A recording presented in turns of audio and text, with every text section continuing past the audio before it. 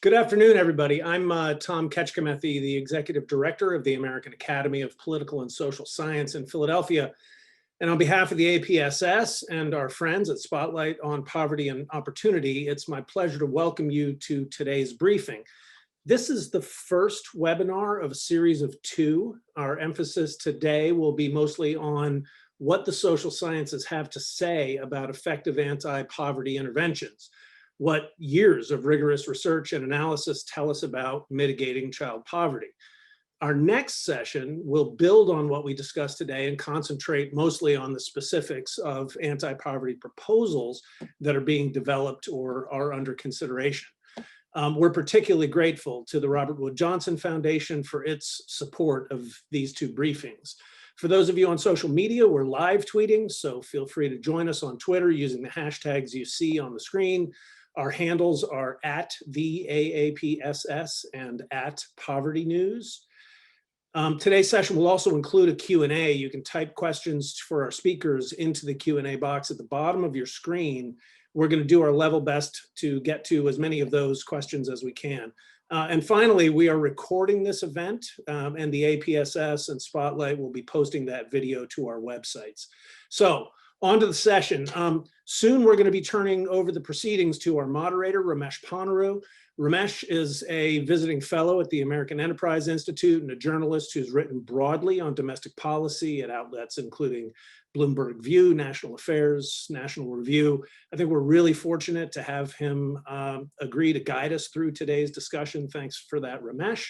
We'll also hear presentations of 5 to 7 minutes each from 4 distinguished panelists. First is Robert Moffat, an economist at Johns Hopkins. He's just one of the most knowledgeable people on our planet about the effectiveness and effects of social insurance and means-tested transfer programs in the United States. And important to today's session, he was part of a National Academy of Arts and Sciences committee that produced a really influential report in 2019 titled A Roadmap to Reducing Child Poverty. Michael Strain is the Director of Economic Policy Studies at the American Enterprise Institute and has been in recent years really an invaluable contributor to the national discourse on domestic policy. Rucker Johnson is a professor of public policy at UC Berkeley and has dedicated his career to understanding the causes, consequences, and remedies of inequality in our nation.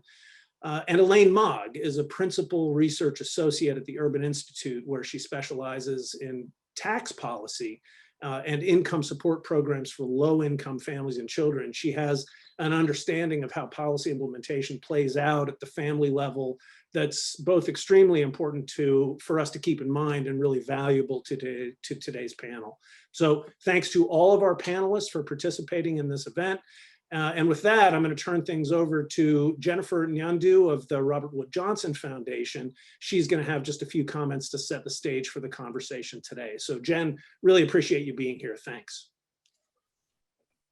Hi, it is so great to be here. And I want to thank everyone who's joining us today because at the end of the day, you have a choice of where you are in this, where you can be. And those choices are pretty critical these days. There can be no keener revelation of a society's soul than the way it treats its children. These are the wise words of Nelson Mandela that I hold so dear and that I carry into my work each day. So as Tom said, I'm Jennifer Nyandu, Managing Director in our Healthy Children and Families area at the Robert Wood Johnson Foundation. And the Robert Wood Johnson Foundation believes that the health of our nation depends on the health and well-being of our children and families. Through the Foundation's Healthy Children and Families theme, we work to ensure that all families, no matter who they are, where they live, or how much money they make, have the resources they need to foster healthy development from a child's earliest years. We know that all parents and caregivers strive to provide what is best for their children. But in today's America, families do not have the same access to opportunity. Instead, they are often forced to make impossible choices between putting food on the table, providing shelter, and getting quality health care when a child gets sick At RWJF, we seek change through strategies designed to benefit children and families and communities that have experienced long-standing structural barriers to opportunity, poor health outcomes, and the pervasive effects of systemic and structural racism. And as a nation, we know that over this past year, we have reckoned with our souls. At RWJF, we've had great enthusiasm for some of what we've seen. The potential of the child tax credit, earned income tax credits, and other provisions of both the American Rescue Plan and the first economic stimulus to greatly improve the health and well-being of children and support the economic inclusion of all families in our society. Doing so requires that we move forward using data research and social science, openly debated and in a nonpartisan fashion, to inform the public discourse, public policy development, and ultimately the pathway forward for our national leadership. This is a shared commitment of the Foundation, Spotlight on Poverty, and the American Academy of Political and Social Science. And this is why we are so happy to support this conversation today and to support another in July that will focus on the policy options that Congress will be considering this summer and fall.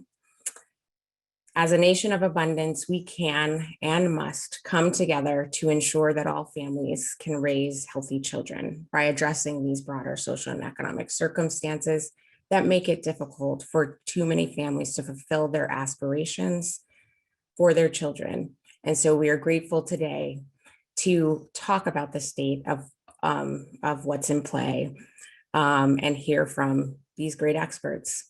So thank you, and I will pass it along.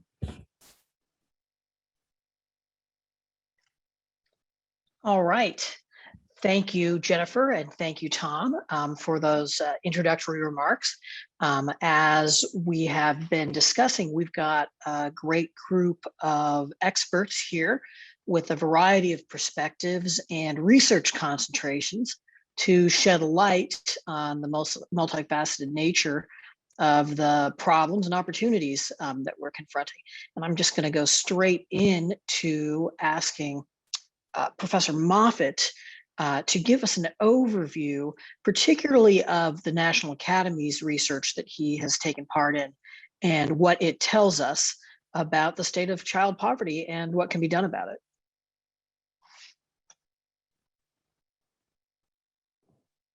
Okay, thank you very much. And let me share my screen. And so we can get started here, halfway on time. And let me see here. So yes, thank you very much. And thanks to the American Academy of Political and Social Science and Spotlight on Poverty Opportunity for allowing me to speak. So I'm going to very briefly kick things off here. And it's only a kickoff to allow the other presenters to expand and discuss a lot of the issues. And what I'm going to talk about is this National Academies report that Tom referred to. It is a report issued about 2 years ago in the spring of 2019. After 2 or 3 years of study, we were rather prescient because our goal was to discuss how to reduce child poverty in the United States, and that just turned out to be a rather public issue now. So the timing was good, and we can't claim to be more than lucky in that respect. So let me jump right in here. First of all, just a couple of facts. Child poverty in the United States. This is a little bit of an update from our report. But today, according to the latest numbers I've seen from the Census Bureau, about 12.5% of all children in the United States live in families with incomes below the poverty line. It's much larger for Black children and children in Hispanic families. And overall, this corresponds to about 9 million children. Our report did discuss long-term time trends in poverty, and it turns out the poverty rates were much larger 50 years, 40 years ago. So something we should be happy about. However, 12.5%, 18%, 18.9%, 9 million children is far too much. We need to reduce those numbers. I think we'll all agree on that, I hope. So what about our report? We had a panel of experts, and we had a very specific charge, an aim, which was to look for ways in which we could reduce child poverty by 50% within 10 years. Now, 15 years by that means we had to restrict ourselves to things that would have pretty much an immediate impact and not long-term impacts. So we did take that as our charge, and our answer was yes. We could find such policies which would achieve that charge, even though it might seem unrealistic to some. We thought it was quite feasible on the basis of looking at the research that's available and doing what we consider to be very careful calculations of different programs and how they would impact child poverty.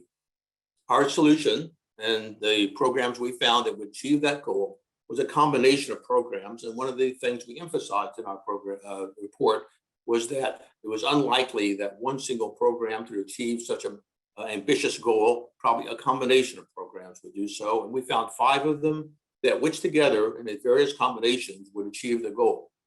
Those include the Earned Income Tax Credit. I'm sure most of you are familiar with that. A tax credit for earners with children. We proposed expanding the subsidy rates in that program, that tax credit. Child care subsidies. We proposed using the Child and Dependent Care Tax Credit in the federal income tax and increasing the refundability of that, as well as expanding the magnitude of the subsidies for young children. We also proposed expanding the SNAP program, our food stamp program. As you may know, many families run out of food stamps before the end of the month. It's inadequate for many families, and we believe the allotments could be raised with justification. Housing subsidies, as you may know about housing subsidies, they are very limited. Only a fraction of those eligible are able to obtain a unit or a voucher. We proposed expanding the eligibility for housing programs so that more families who are eligible could actually receive them. And finally, we introduced a child allowance, around $2,700 a year per child is what specific number we proposed, although we proposed some higher and lower levels as well. And in combination, these would reduce poverty by 50%. The cost between 90 and 108 billion. We made several arguments for why those might be regarded as pretty modest relative to the cost of poverty. Now, I want to say that these 5 programs cover many different types of families. You have the Earned Income Tax Credit, which covers mainly earned families with earnings, the working poor, who are up near the poverty line. But you have programs like SNAP and housing, which cover a lot of families way down below $10,000 a year. They're really deep poor, extreme poor. So these programs not only had a combined aggregate effect on a 50% reduction, but also covered and provided benefits to a lot of different kinds of families, which is another advantage of having multiple programs. So what else did we study and talk about in our report? We talked about work disincentives, and we reviewed the studies very carefully. National Academy studies pride themselves on basing their recommendations and conclusions on evidence, and so we tried our best. We reviewed all the evidence out there. We found that there were work disincentives of some of these programs according to the evidence. Not large, but not zero either. In particular, SNAP, housing, and child allowances seem to have some work disincentives. And some families who have very low wage jobs available to them would choose to work less than they would have otherwise if they were given more money to support themselves and their families. The magnitude was not large, about 1 hour per week. But we also found that the Earned Income Tax Credit and child care subsidies have a very large positive impact on work. And in fact, so large as to outweigh any negative impacts from the other programs like SNAP, housing, and child allowance. On net, our proposals, our recommendations for reducing child poverty by 50% actually increased employment. On net, work went up by over 500,000 workers in the United States economy. We showed that combination of programs, you could both reduce poverty by 50% and increase employment. So that's another finding. And then there was also one other issue we examined, which was whether or not marriage is affected. There is quite a bit of literature on whether these programs de-incentivize marriage or incentivize marriage. And some of the programs both go both ways if you look at the incentives. But we found that on the whole, there was no really detectable effect or any effect that we could be confident in from these from the literature, the research literature. The research literature seems to show that the determinants of marriage are really based upon more fundamental socioeconomic forces. How much can a man earn? Can he support his family? What is the labor market doing to him? Or women staying in the labor market, staying in college and getting degrees? All these things determine whether or not marriage occurs. So finally, let me just give you the link. There are lots more in the report. We have a website with a lot of appendices and a lot of details. And I invite you to read the report at your leisure. And there are a lot of summaries if you don't want to read the whole thing. So I invite you to read it. So let me stop there and thank you for listening. Great. I wonder, the finding that these programs could reduce child poverty by half in 10 years, how robust is that to changes in the economy? Like, and if you had a deep recession, along the lines of what we experienced in 2007 to 2009, would we miss that target? Well, that's a good question, Ramesh. And I think certainly if you had a long-standing, a very deep recession, that could delay it beyond 10 years. What we did, to just be accurate about exactly what we did, be very careful about what we did. We took the economy in 2015. Okay, 2015 was a pretty low unemployment year. So you're absolutely right. If the unemployment rate goes up, now we are in a business cycle, and I hope that if we enter a recession, we'll also come out of it. So you're absolutely right. There's no guarantee that the 10-year time frame would. We're only saying in the long run, on average, when we get back to full employment. But we didn't talk about unemployment insurance, things like that. So those have to be. You have to have particular programs also that help, fight economies that are in recession. So I can talk about that more later if you'd like. Great, thank you. We're going to hear next from Michael Strain, my colleague at the American Enterprise Institute.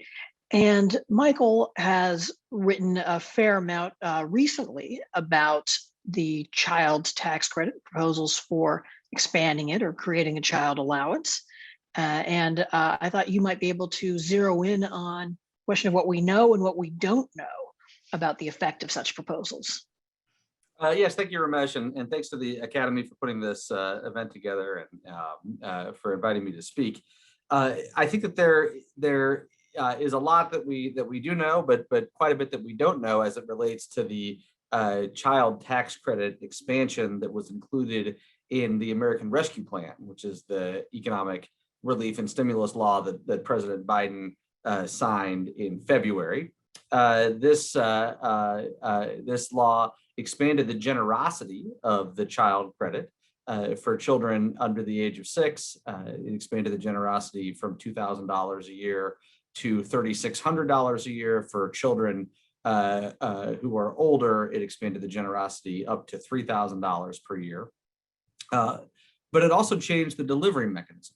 So the child tax credit is a tax credit. It's part of the tax and transfer system, and it is paid out at tax time as part of the income tax system. A household that has positive tax liability that owes taxes will see the amount that the household owes reduced as a consequence of the credit, and households who do not owe income tax will receive the tax credit as part of its tax refund. The new law, the American Rescue Plan, kind of converted the child tax credit into a child allowance. And so in addition to expanding the generosity up to $3,000 or $3,600, depending on the age of the children in the household, the ARP also changed the mechanism by which that transfer is distributed from a lump sum at tax time to a monthly payment. I think we know a good amount about what increases in the child tax credit's generosity will do. The credit was introduced by President Clinton. It was expanded by President Bush. It was expanded during the Obama years. It was expanded by President Trump. And now it's been expanded on a one-year basis by President Biden, though of course he hopes to expand it over a longer time period than that. And so there have been several expansions over the lifetime of this policy, and those expansions have been studied, and of course the tax credit has been shown to substantially reduce poverty, substantially reduce child poverty. And I think we have a good handle on why that happens and how that works. We don't have as good a handle on this new delivery mechanism. The fact that the credit will be distributed monthly rather than once a year. And I think that deserves greater attention. then it's received, and I think greater study by social scientists. How will this delivery mechanism affect the consumption behavior of households? One thing that's been shown by many studies is that programs like the child tax credit and like the earned income tax credit that pay once a year at tax time are kind of like a forced savings mechanism. Households use a large share of those refunds to purchase durable goods like a used car, things of that nature. And that's generally been considered to be a positive aspect of the policy design. Will that change if the tax credit is paid out monthly instead of annually? And if so, by how much? I think those are important questions for economists and social scientists to answer. It may be a good thing. I mean, many low-income households have trouble meeting expenses month by month, and even if you see durable goods consumption decrease, it might be welfare enhancing to convert the once a year transfer into a monthly payment. But I think that's an important area for future study. I think it's also important to study the effects of this policy on labor supply. I think the NAS report did a really good job of summarizing the literature on labor supply effects, including the effects of the child credit on labor supply. But this is a substantial expansion. In addition to the size of the credit expanding, the earnings test of earning at least $2,500 a year has been eliminated for full refundability. And so there are, this is kind of much more like a universal child benefit, or at least a little bit more like a universal child benefit than the previous child tax credit. It is important, I think, to understand what the effects of that are on employment, on work, on labor supply, both for primary earners and for secondary earners. As a general matter, the way the credit is structured, it will have what's known as an income effect.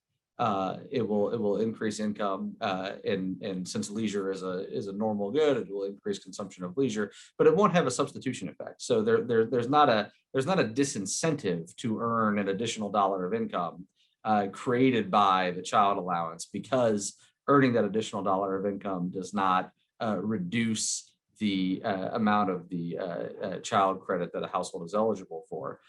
I think economists in general should have a better understanding of income effects.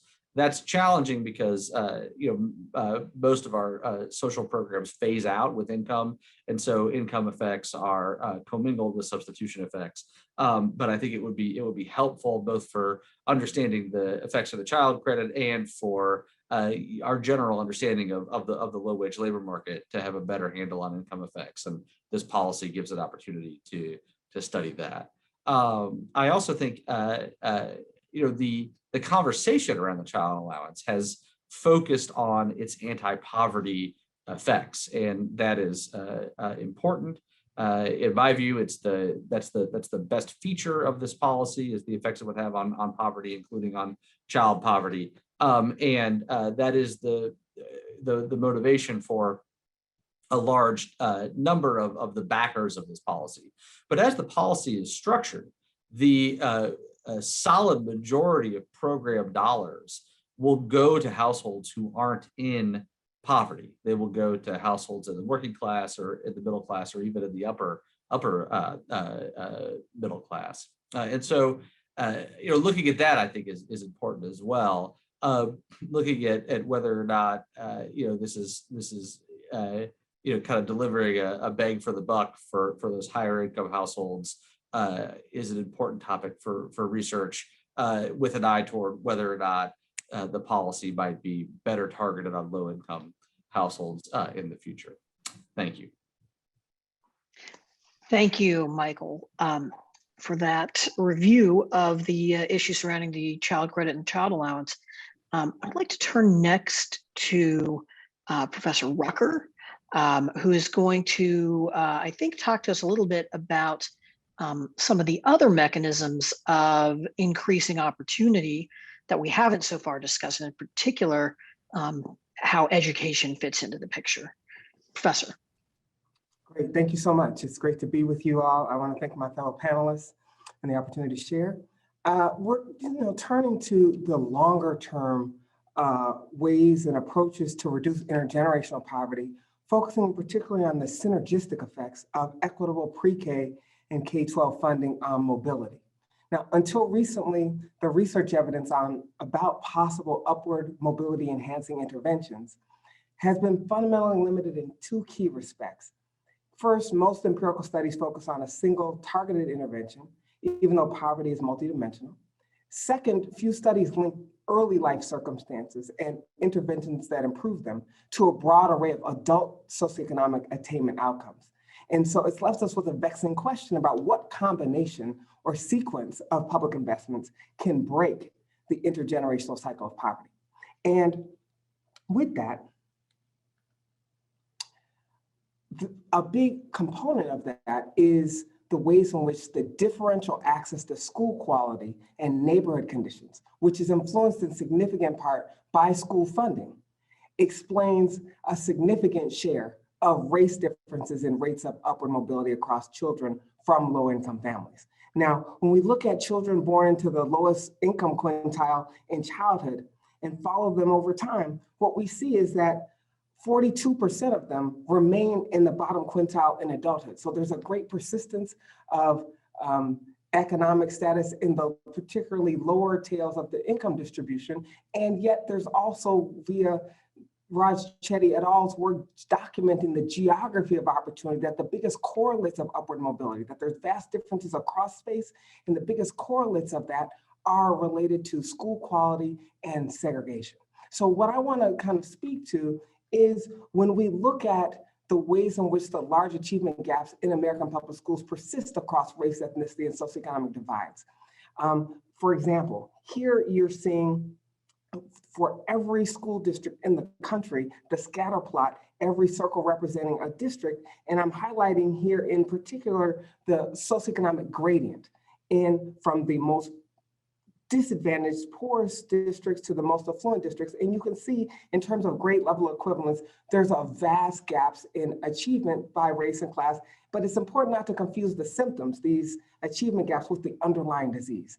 Gaping educational opportunities along race and class lines that preceded them, influenced in large part by school funding inequities. And it's really the inequitable distribution of school resources across these divides, beginning in the early years, that has left a lasting footprint on subsequent achievement trajectories. So here, what we want to first highlight is that our work documents that investments in early childhood that public pre-K programs provide improve school readiness and facilitate better learning in the K-12 system. That this increased school spending, the evidence demonstrates that breaking the cycle of poverty requires early public pre-K investments in disadvantaged children's skills, followed by sustained K-12 school investments over time that translate into reductions in class size, increases in teacher salaries, reductions in teacher turnover, and that those instructional resources coupled with guidance counselors and improved health services translate into significant boosts in student achievement and that have transformative impacts on their subsequent life chances and mobility prospects. And yet, what we want to first highlight is when we look at the first generation suite of children born between 1955 and 1985, but followed into their 20s, 30s, 40s, and 50s, what we are able to document is that among poor children, that the access to schools that had a 10% increase in K-12 spending from school funding reforms, that when it was preceded by access to Head Start, we saw an 11 percentage point increase in the likelihood of graduating from high school. That when we see that access to Head Start, but them subsequently attending poorly funded K-12 systems, we saw really negligible changes in the likelihood of graduating from high school. On the other hand, when they had that Head Start access but attended schools that were better funded, that is an average K-12 spending, we saw and witnessed an 11 percentage point increase in the likelihood of graduating from high school. And when they went to subsequently attended schools that were well funded, that is a 10% increase in K-12 spending. Again, from school funding reforms, we saw this Head Start access translate into a 15 percentage point increase in the likelihood of graduating from high school. And again, the 10% increase in K-12 spending, when it's not preceded by access to quality pre-K, we don't see the same returns on those investments. And it's not just on high school graduation, that what we are able to show is that how and why school funding inequities contribute to learning opportunity gaps experienced beginning in the early elementary school grades, and due to the cumulative nature of learning, subsequently touch nearly every aspect of their educational achievement, college going rates, college completion rates, and that translates into significantly changed labor market success.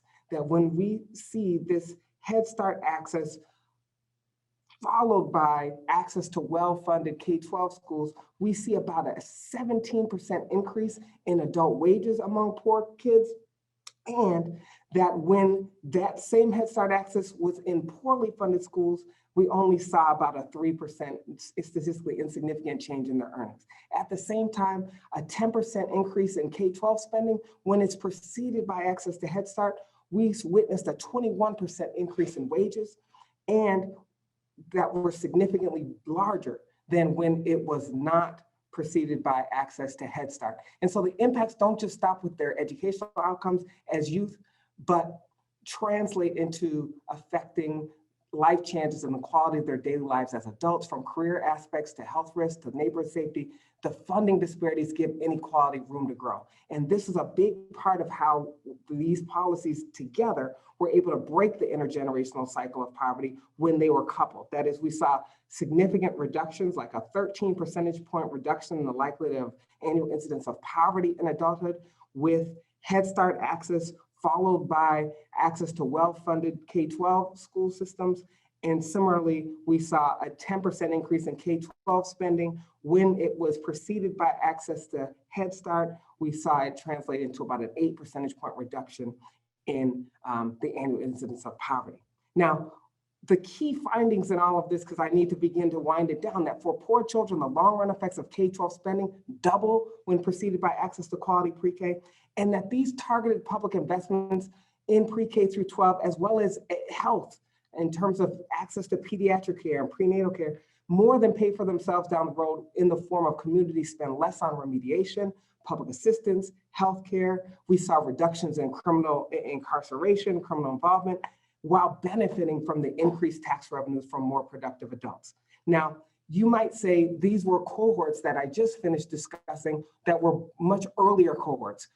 Does that translate into what more contemporary school resource reforms and spending reforms would translate into more contemporary cohorts? We find indeed that it would, and it does. That the new evidence from the California school funding reform efforts, using the full universe of student level records longitudinally followed for the full universe of California public school students, followed from pre-K through the end of high school, we're seeing significant effects of school spending increases, leading to dramatic improvements in college readiness that portend significant improvements in their longer term mobility prospects. So I should stop here. There's much more to say about the more recent evidence, but I can be sure that I'm out of time. So let me stop sharing screen so I can make time for my other fellow panelists to share their perspectives.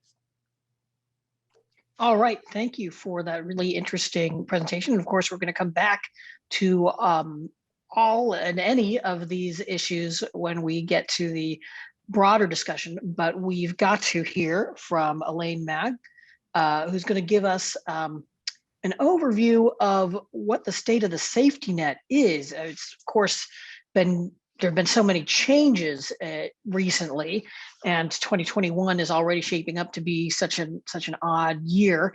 I think it would be very helpful for everybody to get an update on how it looks right now. So I want to talk a little bit about accessing benefits. So the benefits that others have talked about and that Robert laid out so nicely initially The success is all dependent on whether people participate and whether, who falls through the cracks.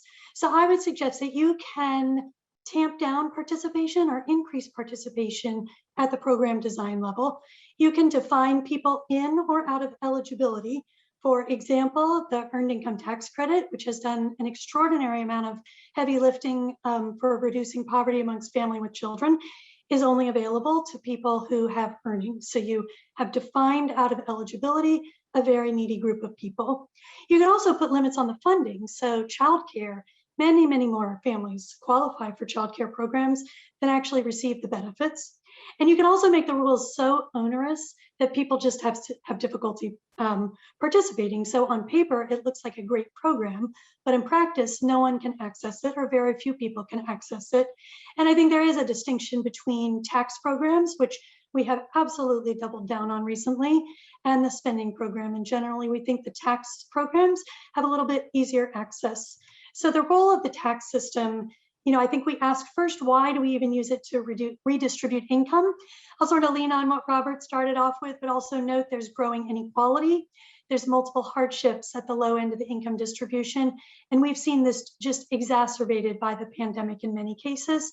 So there's a reason that we might want to act. Although the reason existed before the pandemic, it exists right now, and it will continue to exist unless we continue acting. So the tax system has this long history of redistributed income. And lately, we've really been focusing on tax cuts versus spending programs. And that's been in the form of refundable credits, most significantly the changes in the child tax credit, which other folks have already talked about. As a result, the largest anti-poverty programs for working age families are now in the tax system. So they're extraordinarily important. And then the programs, what's important is, we think about eligibility differently when you're inside the tax system versus out. So for example, the tax system does have the ability to reach families that aren't citizens. They generally qualify for much smaller benefits. But we can, income condition things, and we can test based on age in the tax system, just like you can do that in the spending program. What I would note is that the refundable credits have become so important, and that extension of the child tax credit to the very lowest income families meant that we used to have 27 million children lived in families that didn't receive the full benefit, and now those families will have access to the full child tax credit. So as a result, the average benefits that families see from these three programs in the tax system, the child tax credit, the earned income tax credit, and the child care credit, are distributed like folks who are concerned about low income families might want to see. The lowest income quintile and the second income quintile, so that bottom 40% of the population receive very substantial benefits, and they're in line with each other. And then you see benefits decline. Now, if I added in head of household filing status, which is sort of another benefit for single parents with children, you'd see that tip back up toward the top income quintile because they benefit more than the lower income quintiles. So the advantages of using a tax credit are what I mentioned before. It's administratively convenient. And that's true for both the participant and the agency, the government distributing benefits. So the IRS already has an awful lot of information needed to calculate the benefit. You're already filing a tax return. So upwards of 95% of families with children, even before the change in the child tax credit, we're already filing a tax return and receiving some sort of benefit. So it has real reach into people's lives. We also get income information on most people. It's reported by a third party. It's very reliable. And then for the individual, since most families will already be claiming a tax return or filing a tax return to claim an earned income tax credit, perhaps, it's administratively convenient to add on to the system. There's also either no negative stigma or certainly less stigma associated with tax programs, and that can help boost participation. And also there's programs, as Michael mentioned, that encourage work, which is another avenue to sort of decrease poverty. But of course, people get missed because the tax system is a blunt instrument. It operates on an annual basis. And it's sort of, assumes people live their lives like these left columns, that they're childbearing within marriage, that parents marry, and they have low divorce rates. So families are very stable over time in the tax idea of a family. But in actuality, what happens is on the right, the children are born outside of marriage. Something like 40% of children today are born outside of marriage. Cohabitation is a more common family status, and that's 2 tax units, not 1. We also have multi-generational households, and that can be difficult for the tax system to sort of group everyone together and understand the true need in the family. The other thing that using the tax system misses is that people's incomes are bouncing around throughout the year. And this figure shows how many months a family's income either spikes by 25% or dips by 25% over the average monthly income for the year. And you see the shorter bars are all households, and the higher bars are households at twice poverty or below when they started the year. And so 40% of these low-income families see their income bounce up or down in 6 months of the year. And typically most tax benefits are delivered at one payment at the end of the year, though that's different for the child tax credit starting in July. So in conclusion, what I would say is that design matters. You can make programs more or less inclusive. And when you start on a very inclusive base like the tax system, it's a nice place to build, and you can expect high participation. There's also budget limitations that can you can design a great broad program and then not fully fund it, so it doesn't actually achieve the goals it's set out to do. And then it's important to remember that these programs pay out at different points in the year, and that might affect their effectiveness at reducing poverty.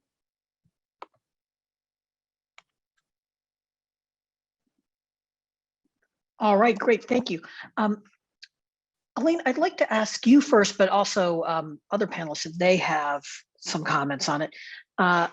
2 things about the child credit. One, what you think of Michael Strain's point that it's poorly targeted because so many of the benefits go to solidly middle class, upper middle class families.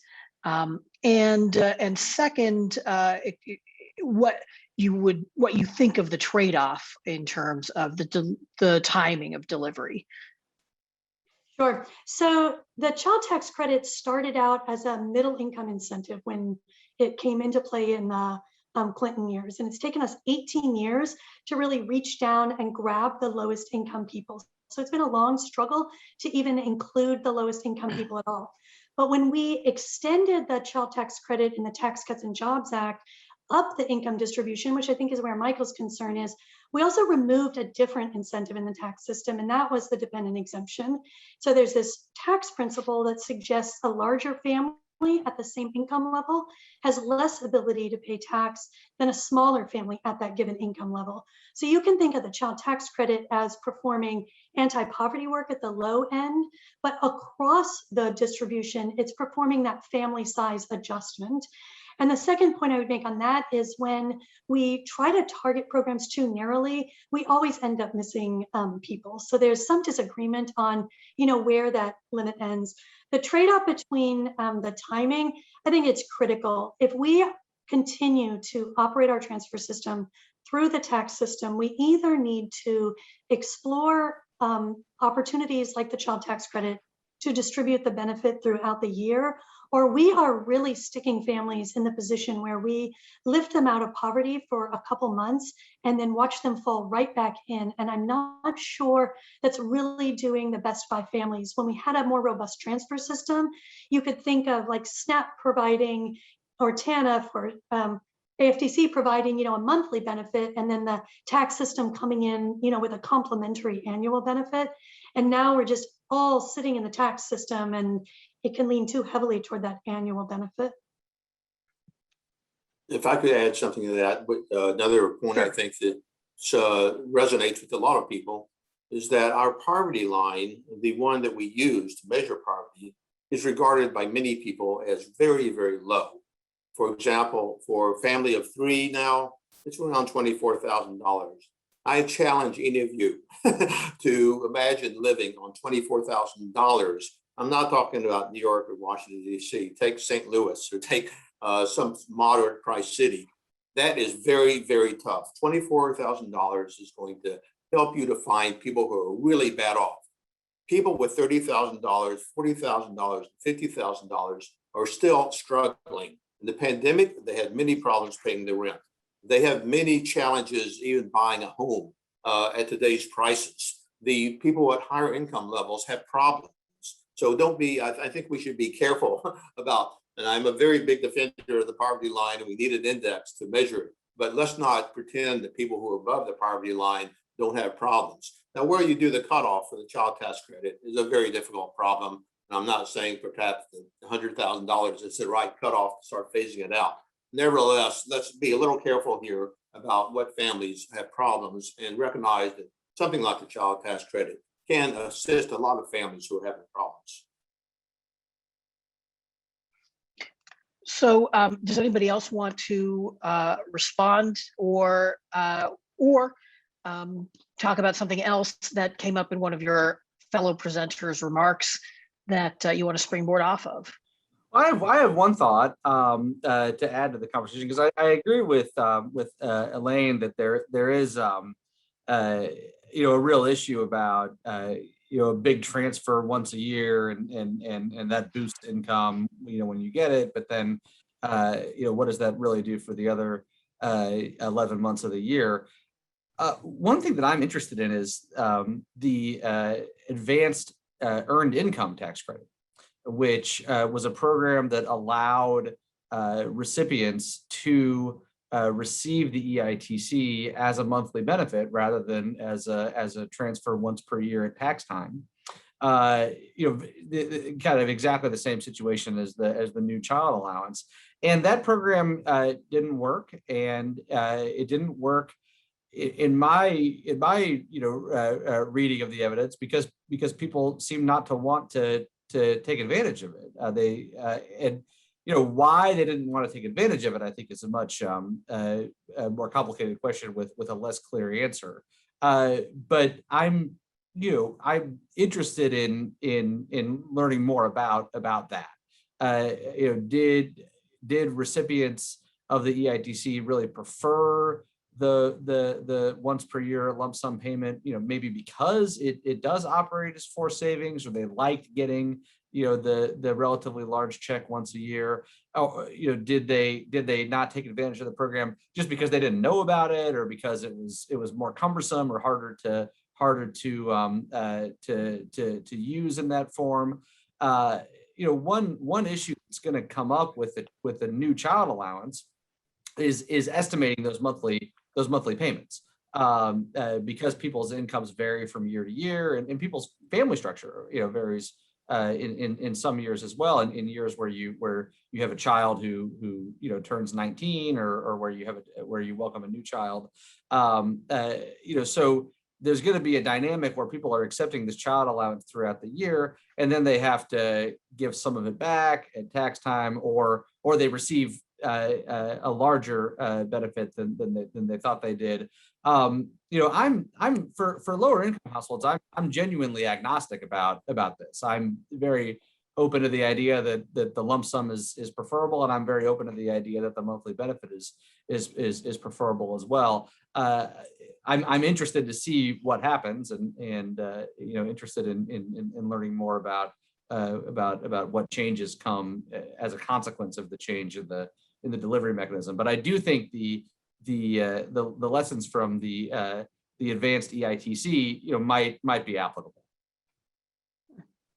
Is that the consensus, that the advanced EITC did not work, and that was the basic reason? So I'd push back a little bit. First of all, I think Michael's right. People like tax refunds. So in an average year, something like 70% of people get a refund. So they're all over the income distribution. People don't like to have to pay money back. But the advanced EITC operated in some peculiar ways that might have dampened participation. The first is it was administered through an employer. And there's a study at GAO that shows employers didn't really know about it, employees didn't know about it. So it certainly limited participation. There was also, it was a different time. There was less aid in the tax system at that point. So there might have been more, it might have been more helpful to have that forced savings mechanism, but it might not be so helpful to have, 40% of your annual income, which is what some folks are looking at, being stored up as a forced savings piece. So that shift in aid has changed, I think, the way people think about it. And then there's also been a few demonstration, small demonstrations where the EITC has been delivered, in quarterly payments. And at the beginning, I think people were hesitant. And at the end, they said, it did help me pay my bills. I didn't get so behind. It helped, people just meet their monthly obligations. So I think, there's some reason to believe that the climate has changed a little bit and it might be more successful. The other really critical element is that the child tax credit is fully refundable. So if your income drops, you're not at risk of a lower payment. That's not true of the earned income tax credit. Earned income tax credit, you lose your job halfway through the year, you could lose a substantial amount of benefits and end up having to pay back. And so if you remove that fear from at least the very lowest income families of payback, that might help too. Michael's point about children moving, though, is absolutely true and something that needs to be addressed. So unless somebody else wants to jump in on this, I have a question for Professor Johnson. And that is, without meaning to suggest that you're in any way hostile or indifferent to these questions of transfers and benefits, is there maybe in our current conversation about social policy as a country a little bit too much of an emphasis on transfers to households and not enough on education at this moment? It certainly seems to me that there's a lot of excitement and energy and interest right now around ideas about, for example, a child allowance, and relatively less emphasis being placed on some of the educational issues that you were talking about. Is that your sense as well? Are we at risk of having a kind of blind spot there? Yeah, I don't think it's an either or. I just think that right. It's important to kind of think about place-based interventions, particularly for children where education is centered, and preoccupation with short-run budget deficit considerations instead of focusing on the deficits of opportunity experienced disproportionately by lower income and minority students and its long-term consequences for the economy and society. It pushes us towards incrementalism rather than comprehensive sustainable reform. And it's really that the inequitable school funding systems reflect, reinforce, and deepen racial and socioeconomic disparities. And so if you're really going to have a kind of racial ethnic lens with the approach to inequality, then you have to look at the aspects of segregation head on. And a part of that is that school quality, state reforms of district funding reforms are really necessary to address the district resource disparities. And I just want to make a particularly point about, I have been emphasizing evidence that multiple interventions can have impacts over and above the sum of their individual effects. And an example of this is just in the form of healthier children are better learners. So there's evidence that expansions of child health insurance coverage that have exploited the timing of Medicaid expansions significantly improve student achievement many years later. And those are just ways in which the public investments in education health, particularly early in life, have these very significant, powerful developmental multiplier effects that are central if we're really going to combat the reduction of intergenerational poverty, which I'm, at least on this panel, emphasizing relative to the short run components that are also important. I can jump in and add something, which is that I want to just reinforce what Rucker said about there being a complementarity between transfers and these human capital investments. And the National Academies report was very much on that, because we proposed increased transfers like the child allowance and SNAP and housing, but at the same time, earned income tax credit, child subsidies to increase work, to provide work incentives. Let me give you one more example about human capital, which is not only children, but adults. Our job training program for disadvantaged workers now is incredibly underfunded. We need to not only have transfers, but we need to provide better job training opportunities for the disadvantaged workers so that they can obtain better skills and compete in today's labor market. and reduce the transfers and not have a need for transfers anymore. The whole, there's a recent movement of job training programs, for example, to try to take advantage of programs and courses in community colleges, which is a great source of opportunity for more disadvantaged kids who have finished high school, but don't have either the resources or the ability to really go to college. Community college is the place to go for human capital. So you want to couple that, you want to encourage that, keep them cheaper, so support people to go to community college. At the same time, you're doing transfers. You want to do both at the same time. Was increased job training part of that package that you mentioned the budget cost of earlier? Robert? What was that in, Ramesh? I'm sorry, in your, one of your slides was talking about the budget cost of the sorts of interventions you were talking about, and I forget whether increased job training was part of that. To be honest, the evidence on job training of adults in kind of regular job training programs is not that really, optimistic, to be perfectly honest. It's not very optimistic. There are a lot of job training programs that have very small rates of return and only temporarily increase the skills of the workers. Now, community college has not been an avenue up to now.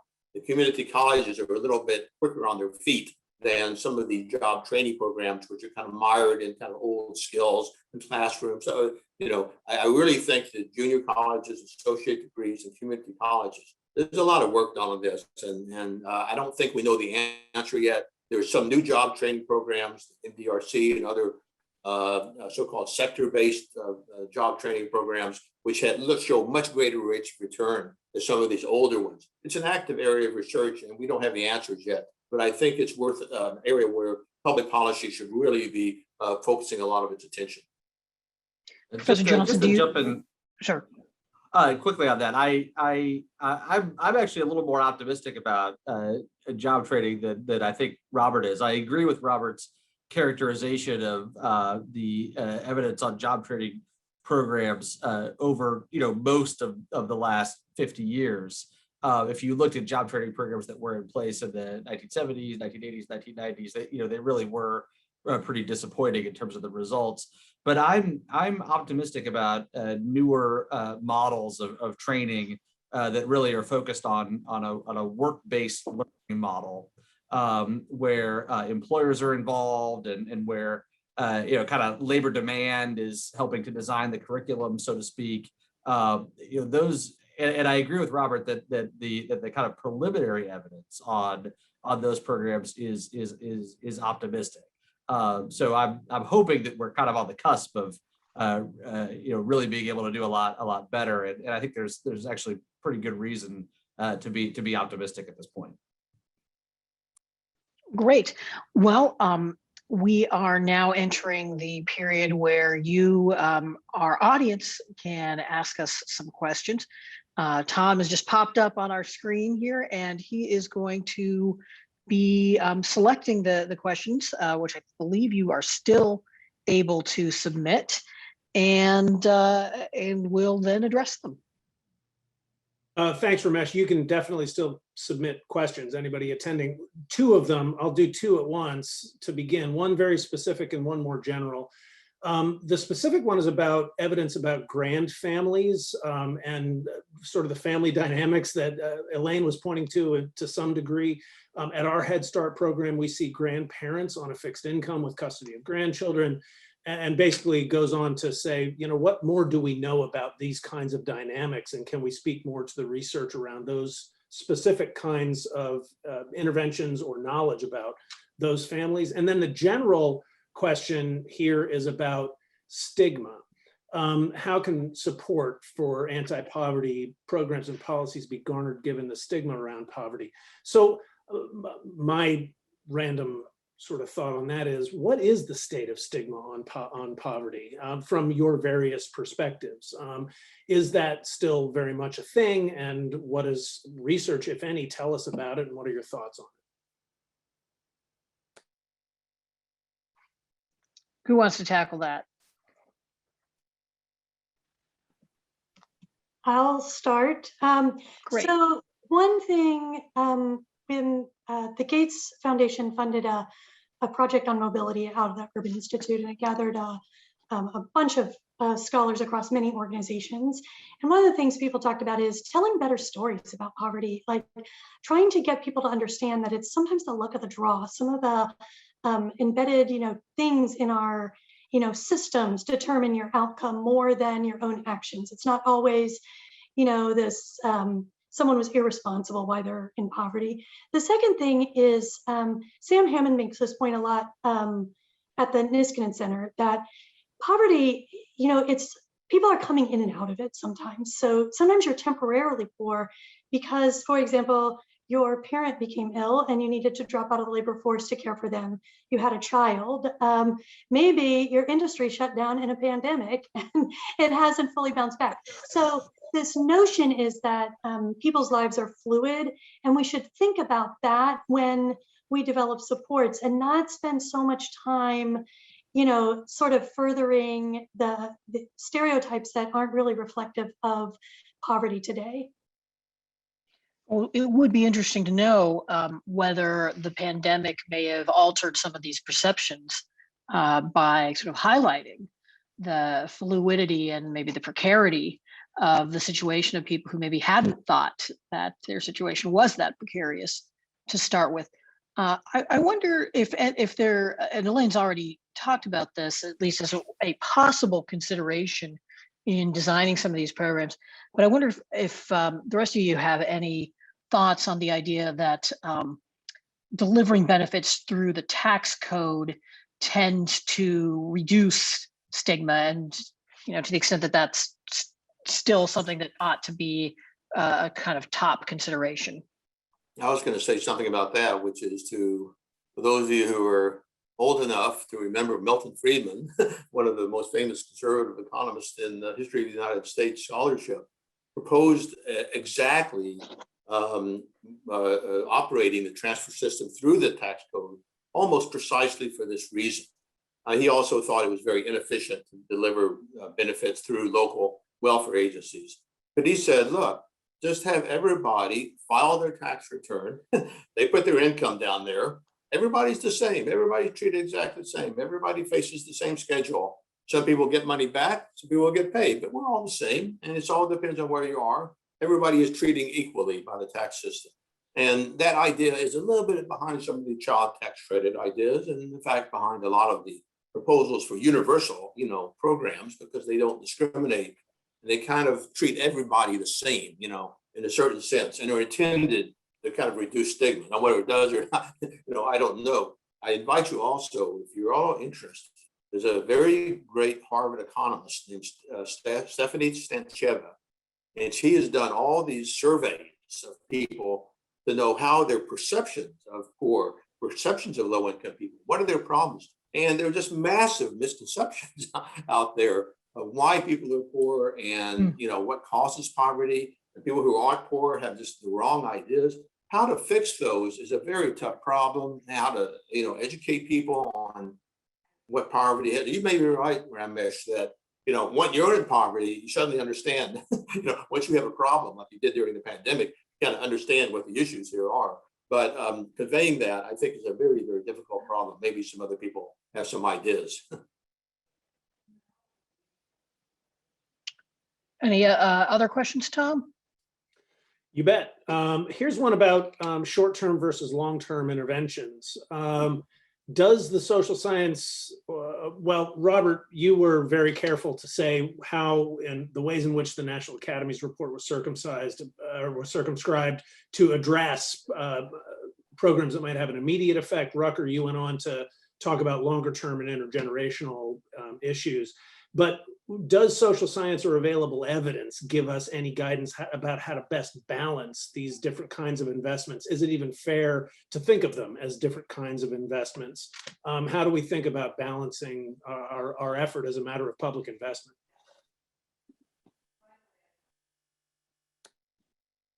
Anybody?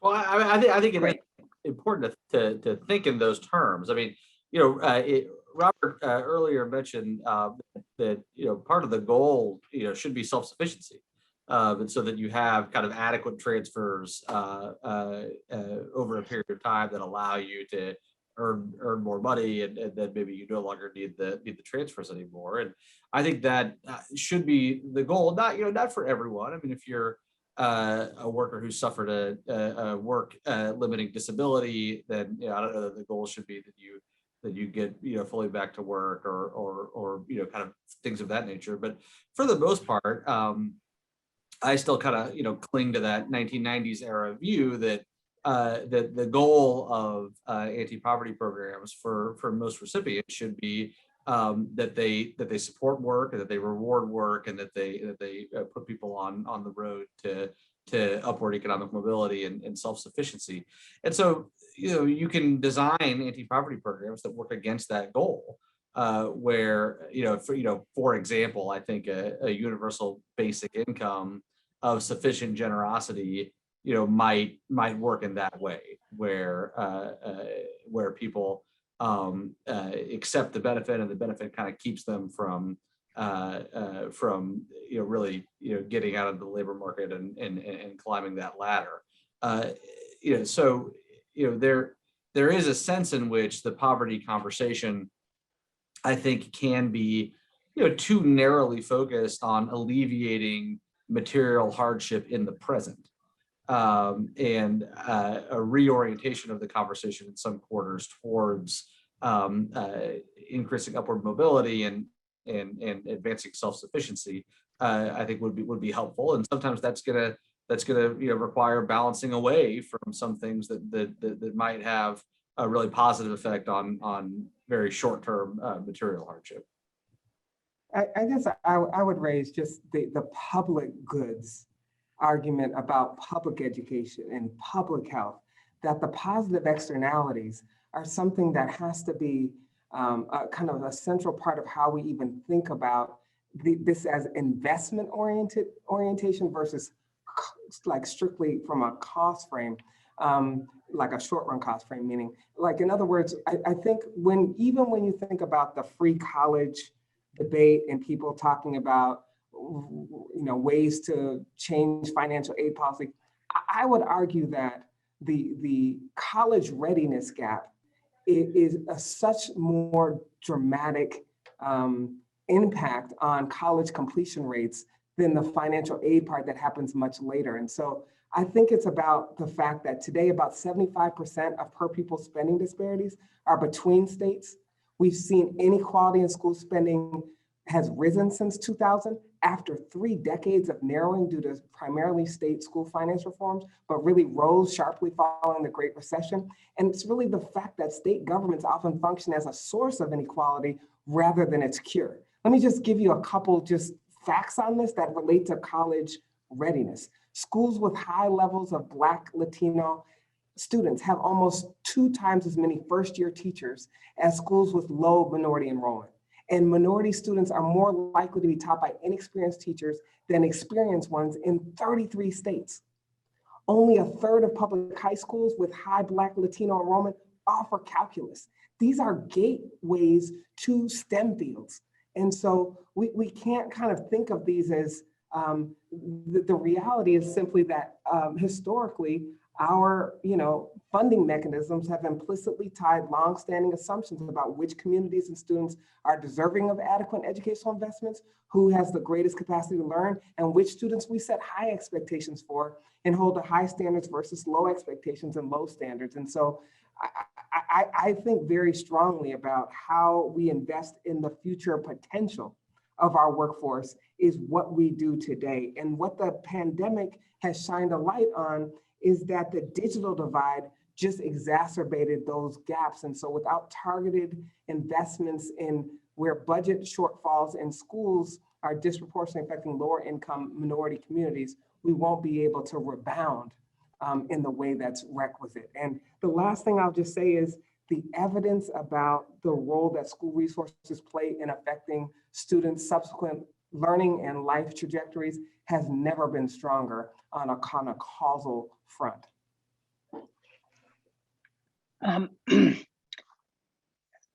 I should be not hogging the attention and ask one more, but there is one question that I was wondering, which is whether our panelists believe that right now affordable housing is becoming an increasing obstacle to expanded opportunity of the kind that we're talking about. That's something that, you know, we haven't had as much chance to talk about here. I certainly do. I mean, you're seeing house prices increase substantially. You're seeing those increases, you know, kind of across the board right now, but they are concentrated in urban areas that have a lot of jobs, and so that's creating a geographic separation between where there are good concentrations of jobs and where a lot of people can afford to live. I don't see this as a new problem, but I do see it as a problem that's gotten worse, and I expect the problem will continue to get worse. The supply and demand imbalance in the housing market that's driven on the demand side by the millennial cohort aging into peak homeownership years, and that's driven on the supply side by zoning restrictions and you know, problems with getting building permits and things of that nature. You know, that basic supply demand imbalance is not going anywhere anytime soon. If I may, I would just say first that the U.S. spends $44 billion a year on affordable housing programs, but that funding tends to be concentrated in high poverty, low opportunity neighborhoods, particularly among families with children. And, you know, access to high quality schools, it's rationed through the housing market and exclusionary zoning. And so when we say school choice, it's conditioned by parental wealth, zip code, high test scores, and race. And so the role that parental wealth is highlighted in the simple fact that housing costs on average 2.4 times as much near a high performing public school than near a low performing one. And parents know which are the good ones, the good schools, and are willing to pay for them. But what does that mean in terms of for low poverty or high poverty or particularly low wealth families are not able to access those quality opportunities, and it leads to significant opportunity gaps. And let me just say that the problem of affordable housing is particularly severe on the coast, East Coast and West Coast, not so much in the middle of the country, where I think the problem is that people incomes aren't very high, they can't afford existing housing. But a lot of economists have studied this problem, and I'm kind of in agreement that simply expanding the size of vouchers is probably not going to solve the affordable housing problem. What you supply side, whether that means that cities have to reduce some of their restrictive requirements for building codes, or whether it means they make available more land, or whether it means the government should build housing, subsidized developments for the through the subsidized building program rather than through vouchers. Lots of questions there, but I do think intervention on the supply side is probably what you need. All right, well, we have reached the end of our time. I think, I hope that you all will agree with me that our panelists have been extremely informative, as well as generous with their time and their expertise. So I'd like to thank them, and I'd like to thank you for attending, and all the people who helped to put this together and make it possible. Thank you very much.